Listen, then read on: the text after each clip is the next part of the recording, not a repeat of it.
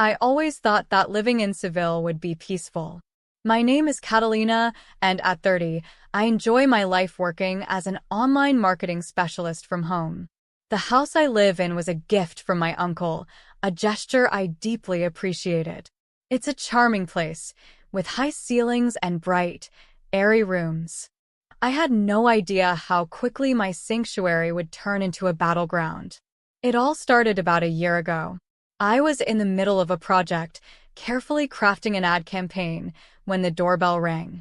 I wasn't expecting anyone, so I hesitated before going to answer. To my surprise, there stood my parents, Marta and Juan. They looked rather distressed. "Catalina, we need to talk," Marta said as she stepped inside, her voice tinged with worry. "Sure, what's going on?" I asked, trying to gauge their mood. My parents had been facing financial trouble ever since our old family home started falling apart. Renovations were far beyond their budget, and their income couldn't keep up with the rising costs. One looked around the house, and before long, he said, "This place is enormous. It seems like a waste for you to live here alone. Why don't we move in?" I was stunned. "Wait, what? You can't just decide to move in here without talking to me first. I have my own life and work to consider."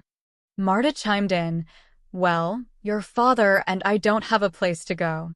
We've already sold our house. This one is perfect for us." I felt my heart sink. But this house was given to me by Uncle Luis. He told me I could use it as I please. Juan's face turned red with frustration. "Luis gave you this house. You didn't even ask for it.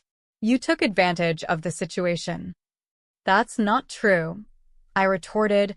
"I simply had a conversation with Uncle Luis, and he offered it to me. It wasn't some scheme." Despite my protests, my parents had already made up their minds. They planned to move in the very next weekend. Reluctantly, I agreed to let them stay, but only because I couldn't just leave them without a place to go. The day they moved in was chaotic. Boxes were everywhere, and my parents seemed to be in a perpetual state of discontent. They began to criticize my lifestyle immediately. "Catalina, you're already 30. Don't you think it's time to consider settling down and getting married?" Marta asked one evening as we were unpacking. "I'm happy with my work," I replied, trying to keep my cool. "I don't need a husband to validate my choices." "Look at your sister, Isabel," one said. "She's married and working for a company. You could learn something from her." I sighed. Isabel's life isn't perfect either. She's just a temp in a dead-end job. I may not have a conventional career, but I'm successful. Marta's eyes narrowed. "At least she's trying to build a family. You just sit at home and mess around on your computer." Their words cut deep, but I tried to brush them off. I knew that their generation didn't fully understand the nature of remote work, but their constant belittling was hurtful. Then, things got worse.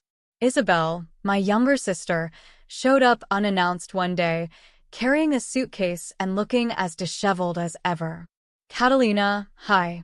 I've come to stay," Isabel announced without preamble. "Wait, what's going on?" I asked, bewildered. "I'm going through a divorce and need a place to crash," she explained. "So, I'll be staying here from now on." Before I could say anything, Isabel headed upstairs and claimed one of the guest rooms. My frustration was mounting. Not only was I now sharing my home with my parents, but Isabel's unexpected arrival made things even more stressful. The tension in the house grew. Marta and Juan's constant comparison of me to Isabel was unbearable. Despite their financial struggles and Isabel's divorce, they treated me as if I were the failure of the family. To cope with the stress, I decided to adopt a pet. A friend of mine had a Persian cat named Luna that needed a new home. Luna was the sweetest little creature, and I hoped she would bring some comfort to my increasingly chaotic life. When I brought Luna home, my parents and Isabel were initially skeptical. "A cat? Really, Catalina?" Isabel asked, looking disdainful. She's a great companion, I replied, ignoring the judgment in her voice. Besides, she's my responsibility, not yours. The family's attitude towards Luna softened once they met her. They couldn't resist her soft fur and gentle purring, but the peace was short-lived. One afternoon, while I was busy working, Luna had a little accident on Isabel's clothes. Isabel's rage was explosive. Catalina, how could you let your cat do this? These were my favorite clothes. I tried to explain that Luna was still adjusting to her new home and that accidents happen, but Isabel wasn't having any of it. This is your fault. Pay for the cleaning or else. The confrontation left me shaken. I didn't know what to expect next. The tension in the house was now unbearable. As the days passed, the hostility continued to grow, and it seemed like every action I took was met with criticism. The situation at home was becoming unbearable. It felt like every day brought a new challenge, and I was struggling to keep up. Isabel's anger over Luna's accident only marked the beginning of the tension. One evening, as I was working on a new marketing campaign, Marta barged into my office. "Catalina, we need to talk," she said, her voice dripping with irritation. I looked up from my computer, weary. "What's it about this time?" "It's about Isabel's clothes," Marta began. "She's been complaining nonstop. She's asked for compensation, and I think it's only fair." I felt a surge of frustration. I've already explained that Luna is still getting used to her new environment. Accidents happen.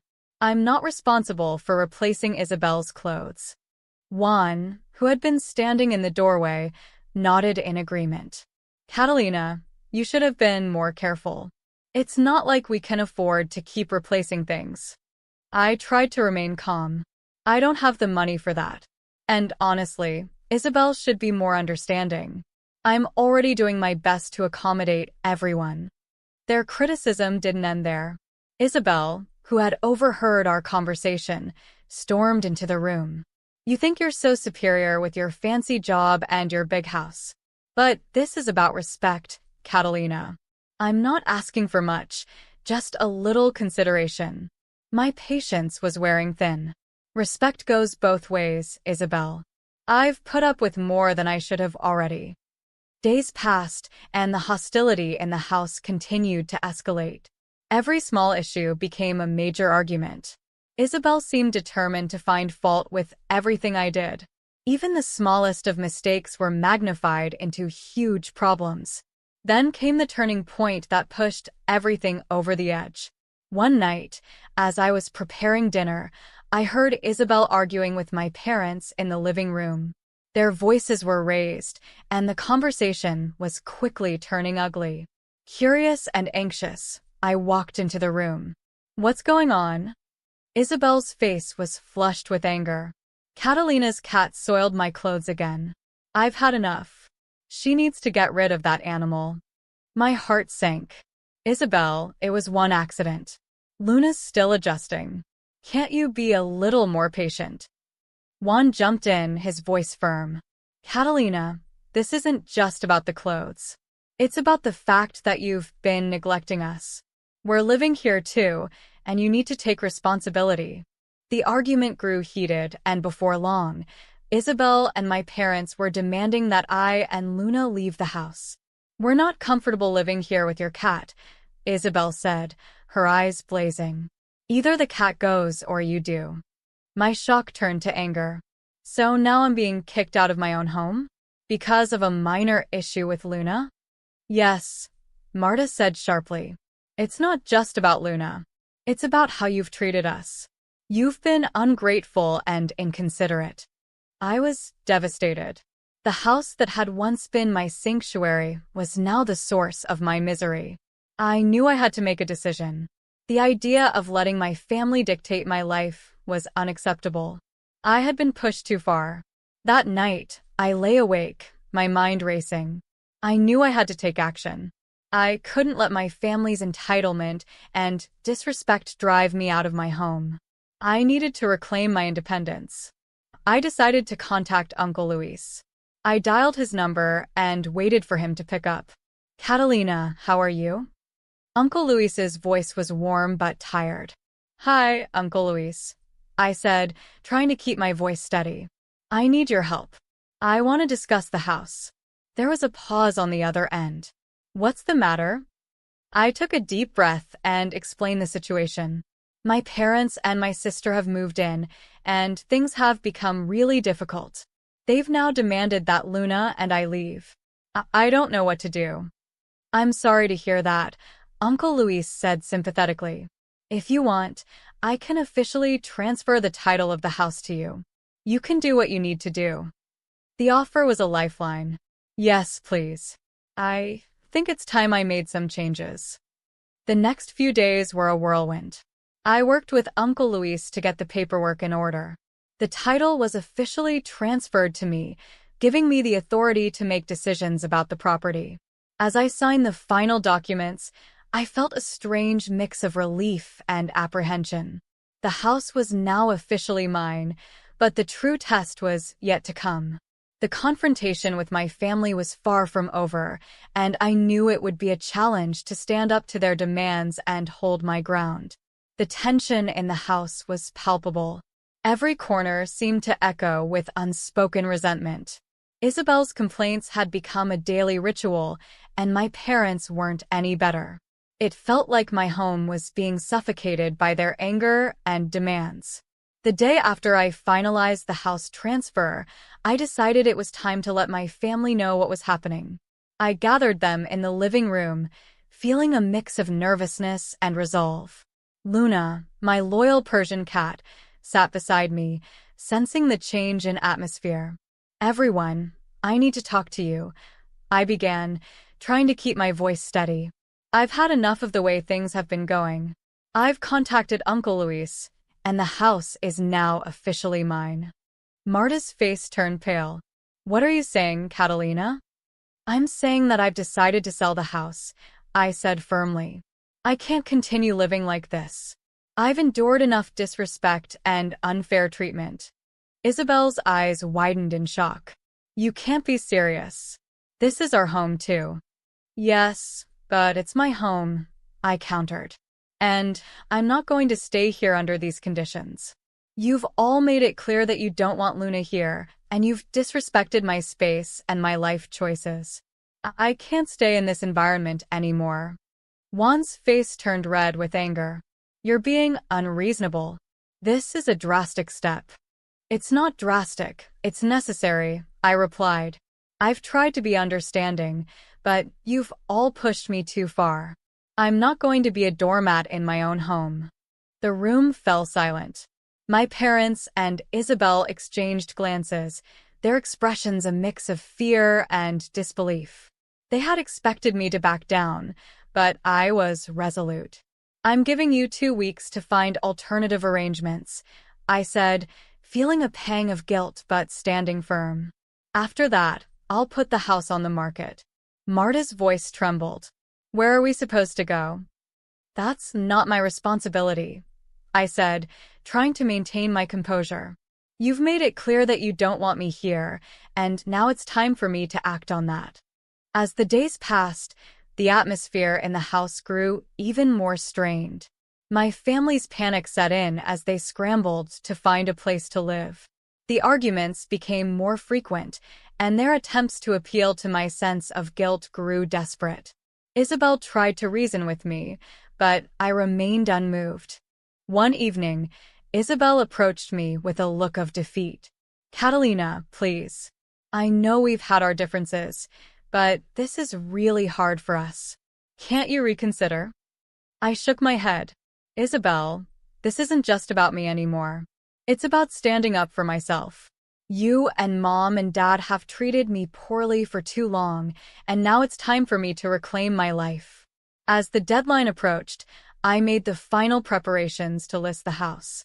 I contacted a real estate agent and started getting everything ready for the sale. The process was stressful, but it also brought a sense of liberation. I was finally taking control of my own future. The day before the house was set to go on the market, I held a final meeting with my family. The tension was thick as we sat in the living room, the last remnants of our shared life together. "This is the final notice," I said, my voice steady. "Tomorrow, the house will officially be listed for sale. I'm leaving with Luna, and you need to be out by then." Isabel and my parents looked at each other, their faces a mix of anger and resignation. They knew they had pushed me to this point, but it was clear that the reality of their situation was sinking in. "I hope you understand why I had to do this," I said, feeling a wave of sadness. "I wish things could have been different, but this is what needed to happen."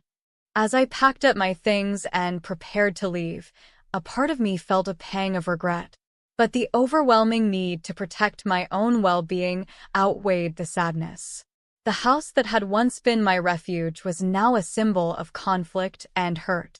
The next morning, I left the house with Luna by my side. The street outside seemed brighter, and the weight on my shoulders felt lighter. I was moving on to a new chapter in my life, one where I could finally find peace and rebuild my sense of self. After leaving the house, the world felt different. The weight of family expectations and resentment was finally off my shoulders. I arrived at my new apartment in Seville, a cozy, pet-friendly place with a welcoming atmosphere. Luna seemed to sense the change too, her content purrs filling the quiet space. I spent the first few days unpacking and setting up my new home. The apartment was small but filled with light, and it quickly began to feel like a sanctuary. Luna adjusted to her new surroundings with ease, finding her favorite spots and curling up in the sunniest corners. Despite the initial relief, there was still a part of me that was troubled by the fallout of my decision. I worried about my parents and Isabel, wondering if they had managed to find a new place to live. I had cut off all contact, not out of malice, but because I needed to protect my own mental health. One afternoon, I decided to take a walk around my new neighborhood. As I strolled through the vibrant streets of Seville, I felt a sense of renewal. The sun was shining, and the air was filled with the sounds of a lively city. For the first time in a long while, I felt a genuine sense of freedom. A few days later, I received a letter from my former home, delivered by a mutual friend. It was from Isabel. Her letter was filled with a mixture of anger and sadness. She wrote about the difficulties they had faced in finding a new place and the strain it had put on our family. There was a tone of regret, and she expressed her hope that we could eventually reconcile. Reading the letter, I felt a pang of empathy. Despite everything, I couldn't ignore the fact that family bonds were still there, even if strained. However, I knew that reconciliation would need to come with time and perhaps some understanding from both sides. For now, I needed to focus on rebuilding my own life and finding my own path. As weeks turned into months, I settled into my new routine. My work as an online marketing specialist continued to thrive, and Luna remained a comforting presence in my life. The apartment, once a symbol of change and challenge, became a place of peace and happiness. I found new friends in the city and began to explore Seville's rich culture and history. My life was beginning to flourish in ways I hadn't imagined. I also started volunteering at a local animal shelter, finding joy in helping other pets and their owners. Reflecting on the journey, I realized that my decision to take control of my life was the right one. It wasn't just about revenge. It was about reclaiming my sense of self and finding a way to live authentically. The experience had taught me the importance of standing up for oneself and setting boundaries, even with those we care about. As I watched Luna play in the sun, I felt a deep sense of satisfaction. My life was no longer defined by the conflicts and disrespect of the past. I had emerged stronger and more self-aware, ready to embrace whatever the future held. Catalina's story, marked by conflict and resolution, highlighted the complexities of familial relationships and the importance of self-respect. The journey from strife to empowerment was not easy, but it led to a new beginning, where peace and personal growth were finally within reach.